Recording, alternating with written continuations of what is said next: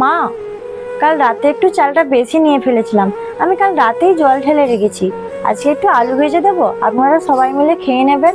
না না, আমাদের বাড়িতে কেউ জল ঢালা ভাত খায় না, সবাই গরম ভাত খায়। তাহলে আমি কি করব মা? কাল রাতেও আমার একটু জ্বর জ্বর এসেছিল। আমি কি ভাত কটা ফেলে দেবো?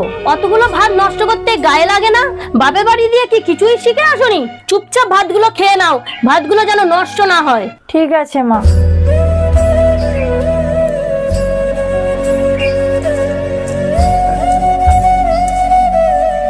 কি ব্যাপার কোয়েল, তোমার নাকি কাল রাত্রে জ্বর এসেছিল আর আজকে তুমি জল ঢালা ভাত খাচ্ছ? আমাদেরকে দিয়ে দিতে পারতে, আমরা খেয়ে নিতাম। তোমাদের বাড়ির নাকি কেউ জল ঢালা ভাত খায় না? তোমাদের জন্য আমি গরম ভাত বসিয়েছি।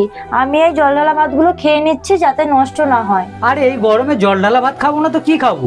তুমি যখন কিছুদিন আগে বাপের বাড়ি চলে গিয়েছিলে, মা তো প্রতিদিন সকালে আমাদের জল ঢালা ভাতই খেতে দিত। আমার নামে আমার ছেলের কাছে কি লাগাচ্ছ? কি আর বলবো বলো মা, আজ তোমার ছেলের মুখ থেকে সমস্ত সত্যিটা জেনে নিলাম।